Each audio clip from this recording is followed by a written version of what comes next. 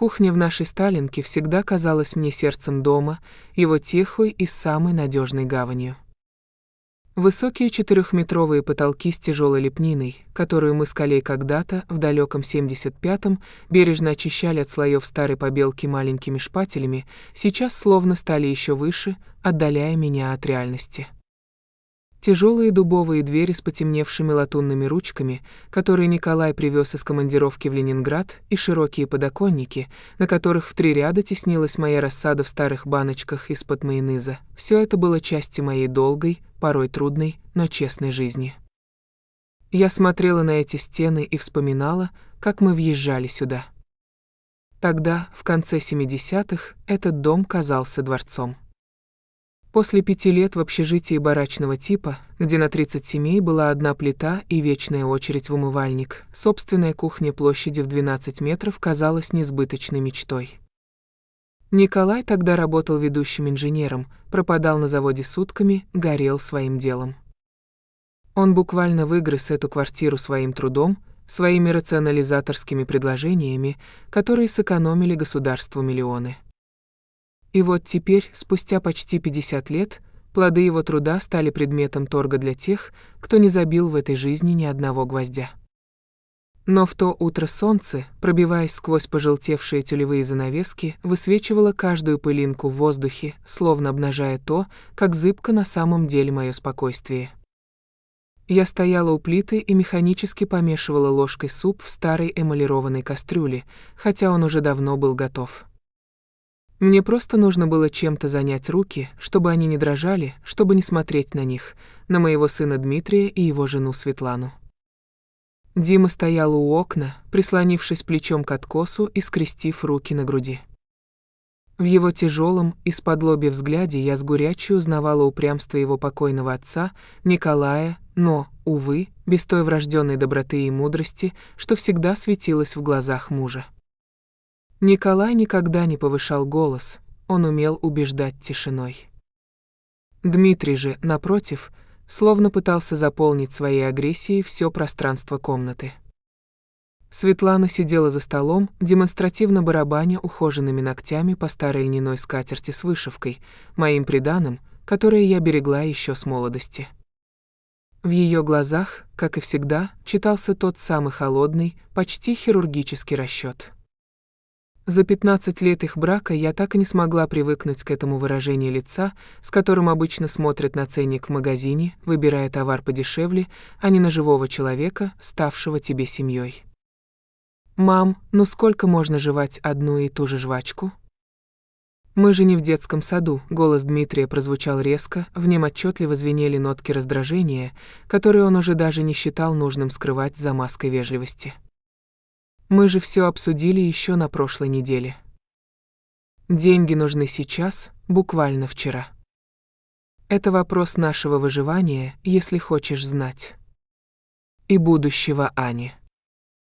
Твоей единственной внучке скоро поступать в лицей, а там такие расценки, что твоей пенсии на один завтрак не хватит. Мы нашли вариант с комнатой в Красногорске, там отличный воздух, рядом парк, тебе же нравится гулять? Я выключила конфорку и медленно повернулась к ним, вытирая руки о передник. Сердце предательски ухнуло куда-то вниз, но я старалась держать спину ровно.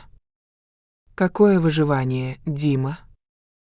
Тихо, стараясь, чтобы голос не сорвался на плач, спросила я. «У тебя стабильная должность, у вас в гараже 2 иномарки, квартира в новом районе, пусть и в ипотеку. Вы ни в чем не нуждаетесь, сынок. Мы в ваше время о таком и мечтать не смели. А это квартира. Это не просто квадратные метры в центре Москвы. Это память. Это история. Ты не помнишь, как мы радовались каждой плитке в этой ванной? Как папа сам, по ночам, после смены, циклевал этот паркет, чтобы ты мог ползать по нему и не занозить ручки? Он тогда сорвал спину, но не бросил, пока все не стало идеально. Светлана громко и демонстративно вздохнула, закатив глаза к потолку, словно я рассказывала сказку, которую она слышала 100 раз, Вера Николаевна, давайте только без этих мемуаров о тяжелом советском детстве и подвигах трудового народа», заявила она, вскинув подбородок так, что сверкнули ее дорогие серьги, купленные на деньги из семейного бюджета, в который я тоже вкладывала свою пенсию. «Ваша память сегодня стоит 40 миллионов рублей. Это единственный реальный актив семьи, который просто простаивает без дела. Мы можем продать ее за 2 недели, купить вам приличную комнату, а на разницу мы закроем ипотеку и вложимся в проект Димы. Ему нужно расширяться, понимаете? Время сейчас такое, или ты первый, или тебя съедят. Зачем вам одной эти 3 комнаты с огромным коридором? Вы же здесь просто заживо себя хороните среди этого антиквариата и пыльных книг. Вы даже окна сами помыть не можете, Диме приходится нанимать клининг. Это же абсурд. Слова невестки хлестнули меня по лицу, словно ледяная вода. Я посмотрела на сына, отчаянно надеясь увидеть в его глазах хоть тень сочувствия, хоть искру протеста против того, как нагло Светлана распоряжается моим домом и моей судьбой. Но Дима лишь отвел взгляд к окну, разглядывая кроны старых лип во дворе. Он уже был полностью под ее контролем. 15 лет планомерного влияния Светланы сделали свое дело. Она медленно, год за годом, вытравливала из него все человеческое, заменяя родовую память и уважение к родителям жажды немедленного, показного успеха и комфорта любой ценой. Они ушли через час, оставив после себя тяжелый, удушливый запах дорогих духов Светланы и горький осадок безнадежности. Я обессиленно опустилась на стул, тот самый, с высокой резной спинкой, на котором всегда любил сидеть Николай. В комнате повисла такая тишина, что было слышно, как тикают старые настенные часы с боем. Эти часы Николай привез из своей первой заграничной командировки в ГДР. Он тогда рассказывал, как экономил на обедах, чтобы купить этот механизм и набор фарфоровых статуэток для меня. Я сидела и вспоминала нашу жизнь. В 82-м Николая отправили в Алжир строить металлургический комбинат. Это было время больших надежд и огромной ответственности. Он уехал на 2 года, и мы общались только редкими письмами, которые шли месяцами. Я помню каждое из них. Он писал о невероятной жаре, о пыльных бурях и о том, как сильно он скучает по прохладе нашего двора и запаху лип. Он вернулся оттуда другим, повзрослевшим, с сединой на висках, но с каким-то новым, внутренним достоинством. Именно тогда он начал поговаривать о том, что жизнь может измениться, и нужно всегда иметь тихую гавань. Стены родного дома, которые раньше лечили и оберегали, теперь словно начали медленно сжиматься вокруг меня. Я знала, что они не отступят. Светлана из тех женщин, что привыкли брать свое любой ценой, считая это современной хваткой. А Дима? Дима просто плыл по течению. Я встала и подошла к старому серванту. Он был нашей гордостью. Тяжелый, дубовый, с массивными дверцами. Мы купили его на первые алжирские деньги. Я помню, как грузчики пыхтели, занося его по узкой лестнице Сталинки. За фацетными стеклами серванта застыла история нашей семьи. Там, в глубине полки, стоял хрустальный салатник, который нам подарили на серебряную свадьбу коллеги Николая. А рядом маленькая керамическая фигурка верблюда, которую привез Коля из той самой пустыни. Но в нижних недрах серванта, за стопками старого постельного белья, хранилось кое-что поважнее сувениров. Об этой тайне не знал никто. Николай был выдающимся инженером-конструктором. Его патенты в области тяжелого машиностроения использовались в проектах по всему миру. Зарубежные компании часто привлекали его как эксперта, и гонорары за эти консультации перечислялись на счета, о которых Николай предпочитал не рассказывать даже сыну. Не из жадности, нет. Он боялся, что легкие деньги испортят Дмитрия. Я открыла нижнюю дверцу, которая издала свой характерный скрип. Николай специально не смазывал петли, считая это домашней сигнализацией. Я нащупала в потайном отделении, за задней стенкой, плотную кожаную папку. Мои пальцы коснулись ее холодной поверхности, и по телу пробежала дрожь. Эта папка была нашим планом «Б», который Николай подготовил незадолго до своей внезапной смерти в конце 90-х. Он словно предчувствовал, что наступят времена, когда ценность человека будет измеряться стоимостью его недвижимости. Коля всегда видел людей насквозь. Он понимал, что Дмитрий – человек ведомый, и что рано или поздно в его жизни появится кто-то, кто захочет прибрать к рукам все, что мы создавали десятилетиями. «Верочка», — вспоминала я его слова, сказанные тихим вечером на этой самой кухне, в жизни бывают моменты, когда нужно защищаться не от врагов, а от тех, кого любишь. Это самое трудное. Я подготовил документы. Пусть они лежат. Надеюсь, они тебе никогда не понадобятся. Но если придет день, когда ты почувствуешь, что твой дом пытаются превратить в товар, открывай папку. Я перечитала бумаги.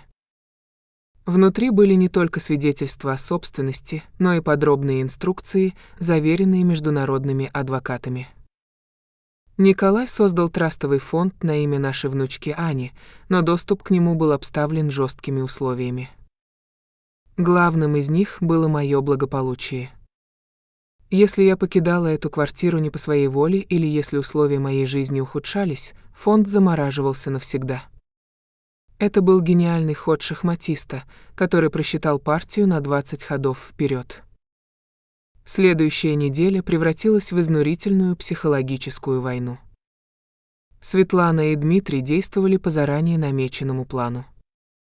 В среду они прислали ко мне специалиста из социальной службы, который на деле оказался сотрудником частного агентства по уходу за пожилыми людьми. Этот молодой человек с фальшивой улыбкой долго расспрашивал меня, не забываю ли я выключить плиту, не теряюсь ли в магазине и помню ли я свой домашний адрес. Я отвечала четко и холодно, видя, как он делает пометки в своем блокноте.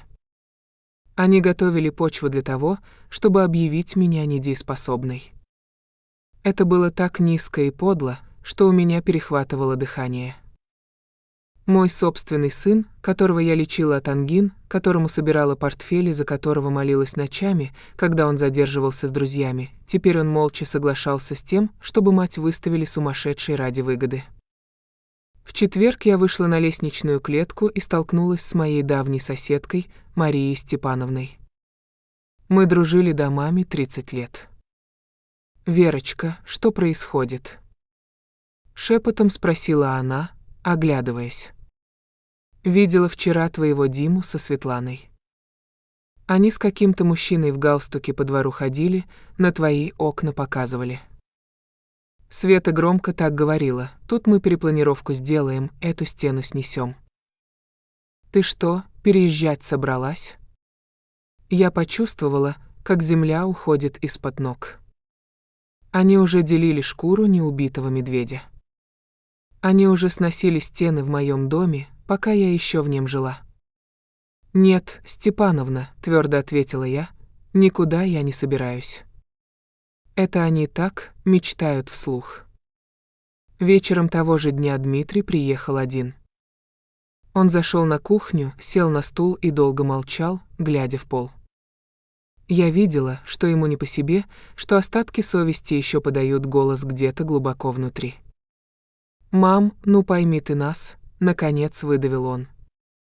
«У нас долги. Света хочет открыть свою студию дизайна, ей нужно помещение, оборудование. Аня растет, ей нужны курсы, поездки. Мы же не для себя просим, для семьи.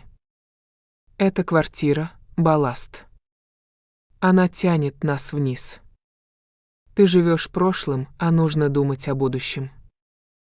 Будущее, построенное на руинах родительского дома, долго не простоит, Дима», — ответила я, разливая чай. Мои руки больше не дрожали. «Ты говоришь о балласте?» Твой отец считал это место якорем. Тем, что держит человека в любой шторм. Если ты его обрубишь, тебя понесет по течению, и ты сам не заметишь, как окажешься на мели. Да хватит уже этих метафор. Взорвался он, вскакивая со стула. Ты просто упрямая старуха, которая вцепилась в старые тряпки и мебель. Если ты не подпишешь согласие по-хорошему, мы через суд докажем, что ты не отдаешь отчет своим действиям. Света уже нашла свидетелей, которые подтвердят, что ты ведешь себя странно. Выбирай, или комната в пансионате с телевизором и обедами, или палата в казенном доме с решетками на окнах. Он выскочил из квартиры, хлопнув дверью так, что в серванте жалобно звякнул хрусталь. Я стояла посреди кухни и слушала эту звенящую тишину. В этот момент я окончательно поняла, жалости больше нет. Есть только необходимость защитить себя и память Николая. Я подошла к телефону и набрала номер, который хранила 10 лет. Весь следующий день я провела в делах, которые требовали предельной концентрации. Я посетила нотариальную контору Сергея Борисовича, старого друга мужа. Когда я вошла в его кабинет, он поднялся мне навстречу, его лицо было серьезным и сочувствующим.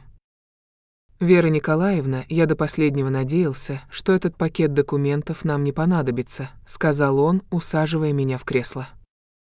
«Как Дмитрий? Неужели все зашло так далеко?» «Дальше, чем можно было представить, Сережа», — ответила я.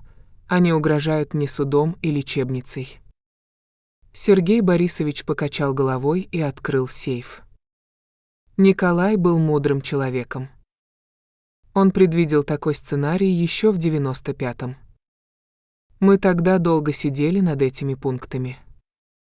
Смотрите, Вера Николаевна. Здесь все прописано. Фонд на имя Ани активируется только при условии вашего беспрепятственного проживания в квартире. Любая попытка вашего отчуждения от собственности и счета замораживаются до достижения Ани 30 лет, а право распоряжения переходит к попечительскому совету, в который ни Дмитрий, ни Светлана не входят. Я слушала его и чувствовала, как ледяной холод внутри сменяется спокойной решимостью. Николай застроил этот юридический лабиринт так, что любая попытка жадности приводила к тупику. Вечером я вернулась домой и начала собирать вещи. Нет, я не собиралась уезжать. Я просто хотела посмотреть, что именно они считают хламом. Я открывала шкафы и перебирала одежду. Вот пальто Николая, тяжелое, драповое, с запахом табака и старого одеколона. Вот мои платья из молодости, ситцевые, яркие, в которых я бегала на свидания. Для Светланы это были просто тряпки, которые нужно выбросить на помойку. Для меня это были страницы моей жизни. Я достала из шкафа свое лучшее темно-синее платье с кружевным воротничком. В нем я была на юбилее завода, когда Николаю вручали орден. Я надела его, посмотрела на себя в зеркало. Из него на меня глядела женщина, которая прожила достойную жизнь и которой нечего стыдиться. Я позвонила Дмитрию и спокойным голосом пригласила их в ресторан «Огонек». Я приняла решение, Дима. Приходите завтра в 7. Мы подпишем все бумаги. Возьмите с собой оригиналы ваших документов, они понадобятся для оформления. На том конце провода я услышала радостный возглас Светланы. Они были уверены, что победили. Они думали, что я сломалась под их натиском. Что ж, пусть этот вечер станет для них незабываемым. Ресторан «Огонек» встретил меня привычным уютом. Мягкий свет, негромкая музыка и запах дорогого табака. Мы всегда отмечали здесь наши маленькие семейные победы. Я пришла за 10 минут до назначенного времени, заняла наш любимый столик у окна. В моей сумочке лежала та самая папка. Светлана и Дмитрий вошли ровно в 7. Светлана просто сияла. На ней было новое платье, явно купленное в счет будущих прибылей. Она шла по залу королевой, уже прикидывая, как распорядиться миллионами. Дмитрий выглядел более напряженным, но в его глазах тоже читалось облегчение. Он думал, что кошмар закончился и теперь все будет легко. «Ну вот, Вера Николаевна», — начала Светлана, как только они присели за стол. «Мы знали, что вы разумная женщина. Дима уже договорился с риэлтором, завтра в 10 утра мы едем на сделку. Вот документы, пробегите глазами. Там все честно, комната в Красногорске оформляется на ваше имя, остальное — нам на развитие бизнеса». Она подтолкнула ко мне стопку листов. Я даже не взглянула на них. Вместо этого я не спеша заказала чай и только потом открыла свою папку. «Прежде чем мы что-то подпишем, я хочу, чтобы вы ознакомились с волей Николая. Он оставил для вас подарок, о котором вы даже не догадывались». Я положила перед ними отчеты из швейцарского банка и выписки из реестра патентов. Дмитрий взял первый лист. Сначала его лицо выражало недоумение, затем недоверие, а потом оно стало мертвенно-бледным. «Мам, что это?» Прошептал он, и его голос сорвался. «Тут цифры. Это что, в евро? 10 миллионов? Откуда у отца такие деньги? Почему мы жили в этой Сталинке, если могли купить виллу на Кипре?» «Потому что твой отец любил этот город и этот дом, Дима», — ответила я, глядя ему прямо в глаза. «И потому что он хотел, чтобы ты вырос человеком, а не паразитом на его гонорарах. Эти деньги — фонд для Ани. Но есть одно «но». Я выдержала паузу, наблюдая, как у Светланы начинают дрожать руки. Она жадно схватила бумаги, ее глаза бегали по строчкам с бешеной скоростью. «Фонд будет активирован только при условии моего проживания в этой квартире». Николай прописал это как обязательное требование безопасности. Любая попытка смены владельца этой недвижимости, любое мое переселение в комнату в Красногорске или, не дай бог, в лечебницу, автоматически закрывает фонд. Деньги уходят в пользу государства на строительство детских реабилитационных центров. А квартира переходит заводу как мемориальное жилье. Светлана издала какой-то странный звук, похожий на всхлип раненого зверя. Она буквально позеленела от злости. Ты старая ведьма!» Выкрикнула она, забыв о приличиях и соседних столиках. «Ты все это время знала. Знала, как нам тяжело, как мы бьемся за каждый рубль. Ты смотрела, как мы мучаемся, и молчала. Я смотрела, как мой сын превращается в Иуду», — жестко отрезала я. Я ждала, что в нем проснется хоть капля благодарности к отцу. Но вы выбрали путь угроз. Теперь слушайте меня, я остаюсь дома. Никаких сделок не будет. Вы больше не получите от меня ни копейки помощи. Дима, если ты захочешь увидеть внучку, привози ее ко мне, но эта женщина больше не переступит порог моего дома.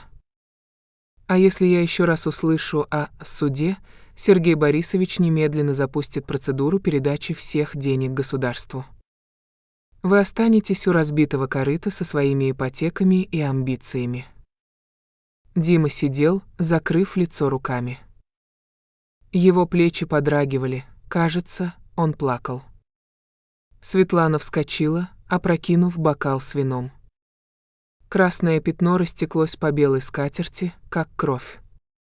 «Мы этого так не оставим», — прошипела она.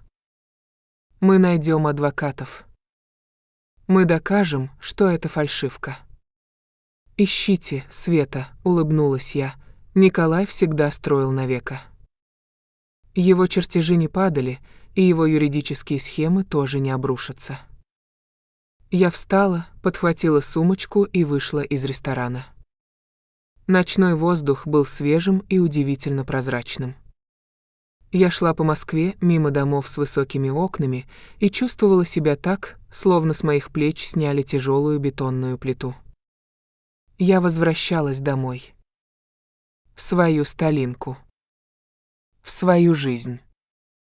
Николай снова спас нас всех, даже если Дима этого еще не понял. Теперь Аня вырастет в достатке, но только под моим присмотром.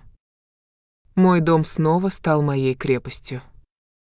И в этой тишине ночного города я наконец-то обрела тот самый мир, который нельзя купить ни за какие миллионы.